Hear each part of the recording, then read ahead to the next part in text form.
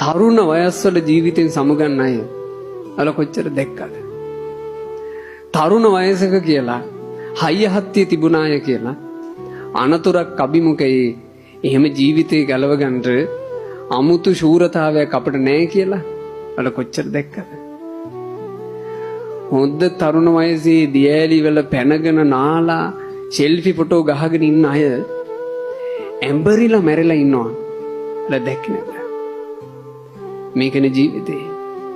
අපිට සමහරවිට අපි තරුණ වයසේ ජිම් එකකට ගිහිල්ලා පොඩ්ඩක් ඇඟ හදාගත්තොත් අපිට හිතෙනවා මට නම් මේ වයසේ යකෙකුටව මොකක් කරන්න බැරිය. අපිට එහෙම නිකන් ඇතුලෙන් එනවා හයියා. මට මොකද වෙන්නේ? හැබැයි ඔහොම අපි හිතන් හිරියට අපිට යමක් වෙන්න යන්නේ තප්පරයකටත් අඩු කාලයක්.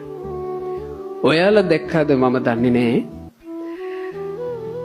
සමහරවිට ඔයාලා බොහෝ වෙලාවට දකින්න ඇති මීට අවුරුදු ගානකට කලින් වේයන්ගොඩ බස් ස්ටේෂන් මේ කෝච්චි ස්ටේෂන් එකේ එක තරුණෙක් එයාගේ ගම වේයන්ගොඩමයි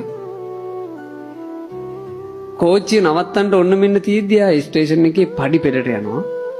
මේ කෝච්චි පඩි පෙළට යනවා ස්ටේෂන් එකෙන් බහින්න.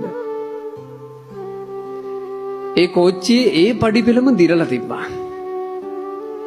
ඒ තරුණයා බර වෙනකොට පඩි පෙළ ඇතුළට නැමිලා මේ තරුණයා කෝච්චිය ඇතුළට වැටුණා. මෙයාගේ පෙකණිය ගාවින් ශරීරය සම්පූර්ණයෙන් දෙකට වෙන් වුණා. පෙකණිය හරියෙන් ශරීරයක් වෙන් වුණා කියලා කියන්නේ ආයේ ප්‍රകൃතිමත් කරන්න බෑ. ලංකාව වගේ රටක අපිට ඒකට තාක්ෂණයක් වෛද්‍ය තාක්ෂණයේ දියුණුවක් ලංකාව වගේ රටක කොහොමත් නැහැ.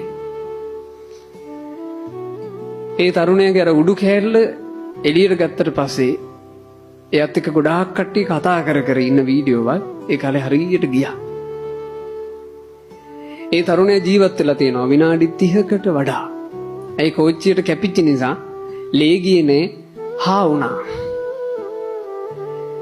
එයාගේ අර උඩුකය කෑල්ල මං මැරෙනවා කියලා දැනත් එයාට කෑල්ල තියාගෙන මිනිත්තු 30ක් විතර ජීවත් වෙන්න උනා. මම ওই වීඩියෝ පටේ දැක්ක මුල් කාලෙම හිතපේගා මට මෙහෙම වුණොත් මොකක් හරි ලොකු අනතුරකින් මගේ ඇඟ දෙකට කැඩිලා මගේ ශරීරයේ උඩු කෑල්ල මට ඉතුරු වුණොත් විනාඩි 20කට විතර